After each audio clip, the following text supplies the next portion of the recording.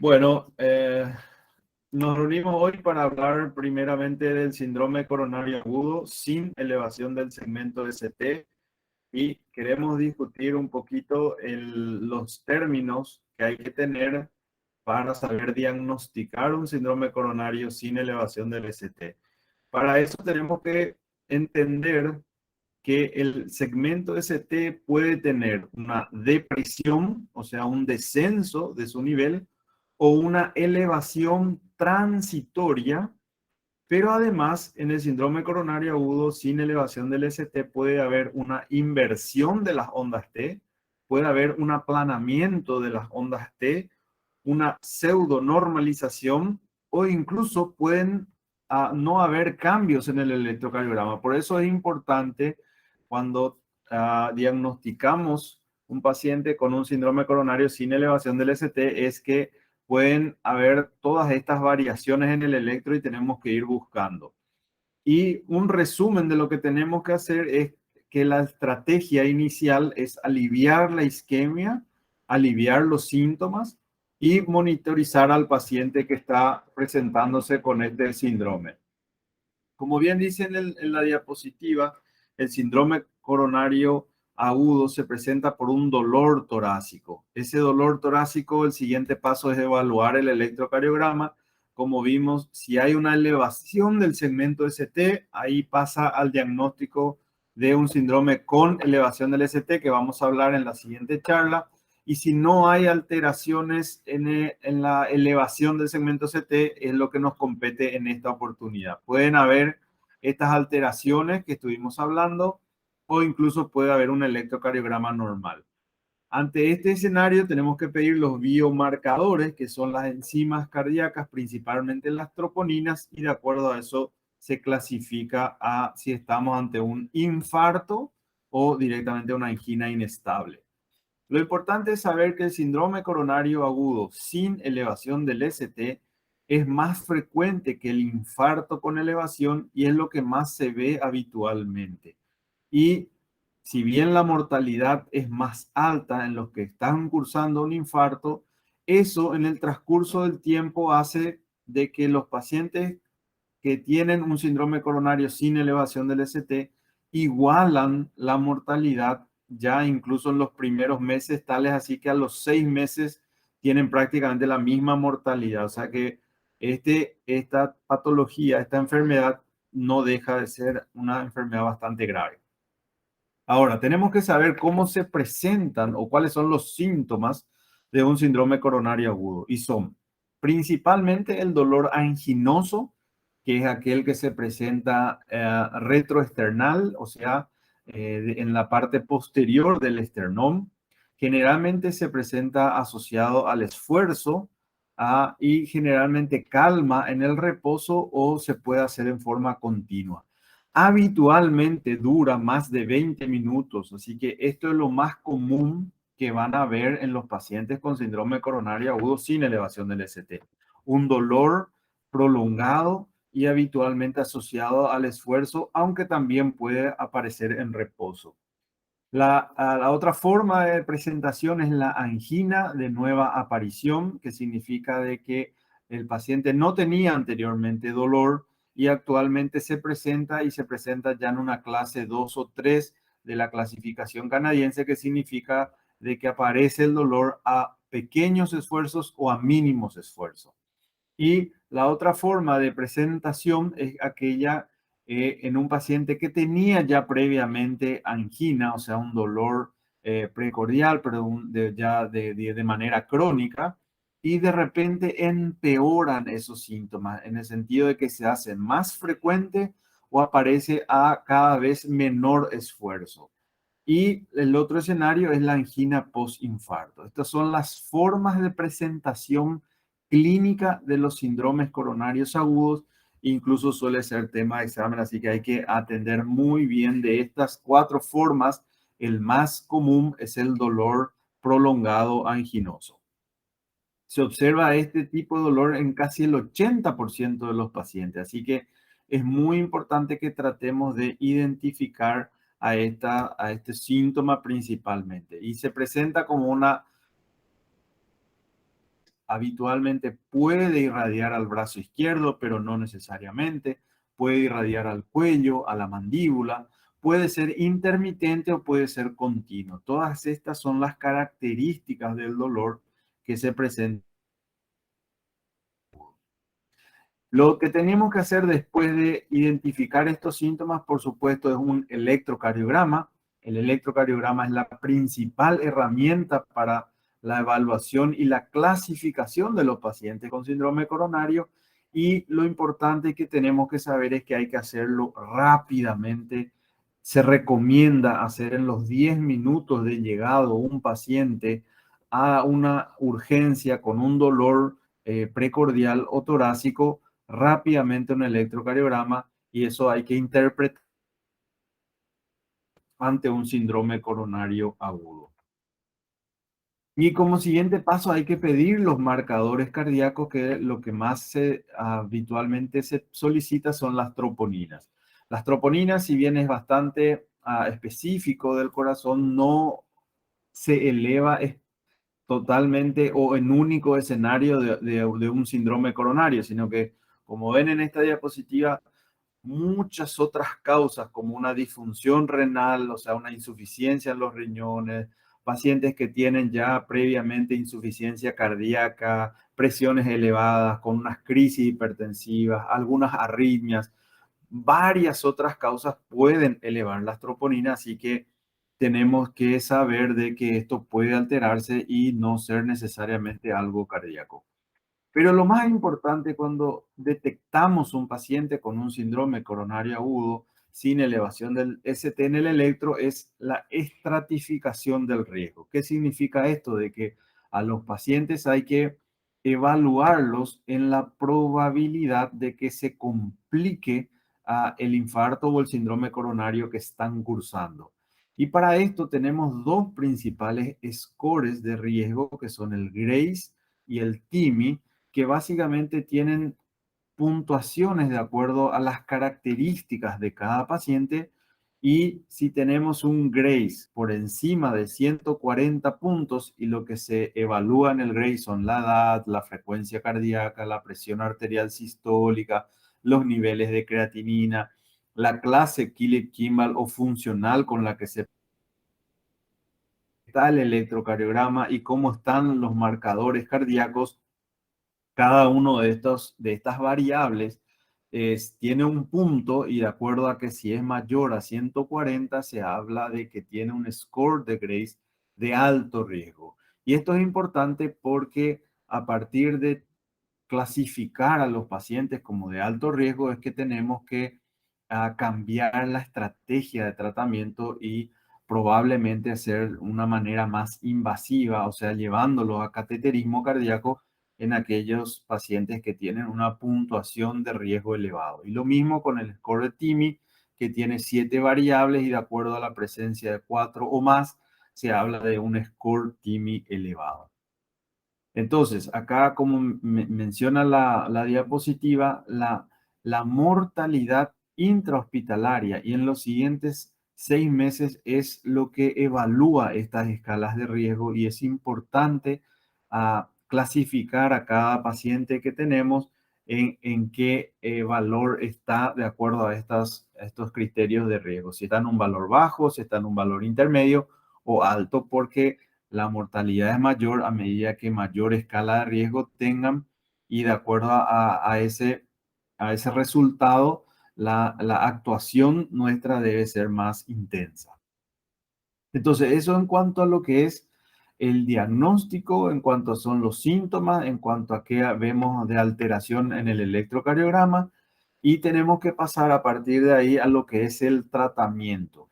El tratamiento del síndrome coronario sin elevación del ST se basa básicamente en los fármacos antiisquémicos, o sea, mejorar la isquemia que produce una obstrucción en una arteria coronaria. Y dentro de los fármacos antiisquémicos, lo principal generalmente son los nitratos, como la nitroglicerina, que se utiliza por vena, y eso hay que hacer en todos los pacientes que tengan dolor cuando evaluamos, siempre y cuando tengan las suficientes cifras de presión como para poder utilizar estos fármacos. También se recomiendan los bloqueantes beta, que son el bisoprolol, el carvedilol, el metoprolol y todo el nebivolol, todos los fármacos que son beta bloqueantes tenemos que utilizar porque al mejorar, digamos, la frecuencia cardíaca, al mejorar el consumo miocárdico de oxígeno, actúan como fármacos antiisquémicos y son los principales fármacos recomendados. Y solamente si no pueden utilizarse estos medicamentos es lo que se recomiendan, lo que se llaman los bloqueadores de los canales de calcio, que son aquellos, por ejemplo, como la amlodipina y la nifedipina. Entonces, fundamental en el tratamiento del síndrome coronario sin elevación del ST es utilizar los fármacos antiisquémicos. Como mencionamos, entonces, en primera medida son los nitratos con los beta bloqueantes, y si los beta bloqueantes no pueden ser utilizados, se recomiendan los bloqueantes de los canales de calcio. Y después pasamos al punto importante y crucial en el tratamiento de que, como ustedes ya vieron en otras materias, de que la fisiopatología de esta enfermedad o este síndrome ocurre cuando las plaquetas se van acumulando y disminuyen la luz de una arteria principal. De los antiisquémicos, como vimos, es el tratamiento antiagregante plaquetario y anticoagulante para tratar de estabilizar justamente esa placa de colesterol que está obstruyendo las arterias. Pero para empezar un tratamiento antiplaquetario y un tratamiento anticoagulante, siempre tenemos que evaluar lo que menciona en esta diapositiva, el riesgo isquémico, o sea, esos scores que evaluamos al inicio de cada paciente. Cuanto más alto es su riesgo, más alta la probabilidad de evolucionar y empeorar el cuadro. Pero todos los pacientes tenemos que evaluar el riesgo hemorrágico, o sea, la probabilidad de que tenga un sangrado con la medicación que vamos a utilizar. Y ahí están algunas características que tenemos que evaluar en cada caso. Pero bien, si decidimos que debemos utilizar, que en todos los pacientes, en cuanto a los antiagregantes plaquetarios, lo que se recomienda es la aspirina, sin lugar a dudas, se hace una dosis de carga entre 150 a 300 miligramos por vía oral. En algunos países, si no se cuenta con la vía oral, se utiliza la vía endovenosa. Eso nosotros acá en el Paraguay no tenemos la posibilidad, así que la recomendación es hacer una dosis vía oral. Y aparte de esa dosis de carga, se realiza la dosis de mantenimiento, que la dosis de mantenimiento es entre 75 a 100 o 125 miligramos al día. Entonces, si el paciente está con un tratamiento ya antiisquémico, con un beta bloqueante o nitroglicerina, y en algunos casos, si no se pueden utilizar estos fármacos, esté con amlodipina u otro fármaco, el siguiente paso son los antiagregantes plaquetarios. El primero, la aspirina, que como vimos se hace una dosis de carga de 150 a 300 miligramos, y seguida de un mantenimiento entre 75 a 100 miligramos. Se tiene que asociar a la aspirina un segundo antiagregante plaquetario, y lo que se recomienda son principalmente estos tres fármacos que contamos, que es el clopidogrel, lo más común y lo que más está difundido acá en el Paraguay, porque es con lo que más contamos. El clopidogrel también se hace una dosis de carga de entre 300 a 600 miligramos, seguida de una dosis de mantenimiento que es de 75 miligramos una vez al día. Si existen, hay que saber, antiplaquetarios más potentes que el clopidogrel y con mejores efectos, principalmente en aquellos que tienen un riesgo isquémico mucho más elevado, que son, por ejemplo, el prasugrel y el ticagrelor de estos dos. El ticagrelor es uno de los fármacos que más se recomienda, que se hace una dosis de carga también de 180 miligramos, seguida de el mantenimiento que es de 90 miligramos cada 12 horas, o sea, es un fármaco que se toma 2 veces al día. Entonces, cuando recibimos un paciente que hacemos el diagnóstico, aparte del tratamiento antiisquémico, hay que empezar el tratamiento antiagregante plaquetario y se usan dos fármacos, la aspirina y un segundo fármaco antiagregante que puede ser uno de estos que estamos hablando acá, el clopidogrel, el prasugrel o el ticagrelor. El cangrelor se utiliza en otros países que se utiliza en forma endovenosa, así que es un poco más complejo y no me quisiera detener mucho ahí, pero lo que tienen que manejar es que el tratamiento antiagregante plaquetario se utiliza con dos antiagregantes plaquetarios, uno de ellos la aspirina y el segundo ahí es donde tenemos esas opciones, siempre realizando dosis de carga para luego hacer las dosis de mantenimiento. Y ya para ir finalizando, además del tratamiento antiagregante, se utiliza el tratamiento anticoagulante, que son las heparinas. Las heparinas son dos principalmente las que tenemos en el país, son la heparina sódica y la enoxaparina. Cualquiera de estas dos se recomienda, lo que más habitualmente utilizamos es la enoxaparina, que se utiliza primero un bolo intravenoso de 0,5 miligramos por kilo peso y el mantenimiento es de 1 miligramo kilo peso cada 12 horas durante la internación o hasta que el paciente pueda ir a un cateterismo y se puedan abrir esas arterias que están obstruyendo. Y la heparina sódica, eso se hace en goteo continuo, se hace con un bolo intravenoso y después un mantenimiento. Así que lo que hay que saber es que además del tratamiento antiisquémico, además del tratamiento antiagregante plaquetario, hay que utilizar los anticoagulantes. Pero lo principal es lo que resume esta diapositiva, y con esto ya voy terminando, es que en los pacientes con síndrome coronario agudo, sin elevación del ST, lo que tenemos que hacer es, aparte del tratamiento que hablamos, antiisquémico, antiagregante plaquetario y anticoagulante, es evaluar en qué momento estos pacientes tienen que ir a un cateterismo de acuerdo justamente al riesgo que lo evaluamos con estas tablas y estos scores que les estuve mencionando. Los principales son de que si hay mucha alteración o muy alto riesgo, hay que ir lo antes posible a un cateterismo. A veces se habla dentro de las siguientes 24 horas, dentro de las 24 a 72 horas, de acuerdo a cada paciente. Pero lo que sí tenemos que tratar de identificar es cuáles son esos pacientes de más riesgo y son aquellos que tienen estos scores elevados.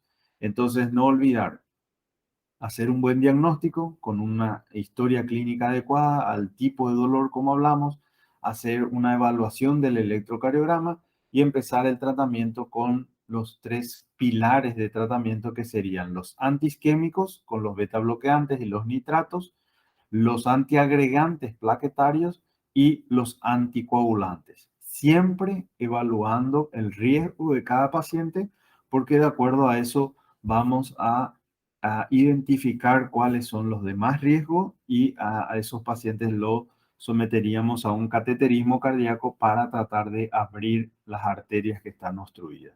Y siempre hay que hacerlo esto, todos estos escenarios y estos tratamientos en un tiempo más aceleradamente posible, o sea, lo antes posible, porque cuanto más tiempo pasa y no detectamos, los pacientes más graves se pueden complicar. Así que eso es lo que quería transmitirles y muchas gracias por la atención.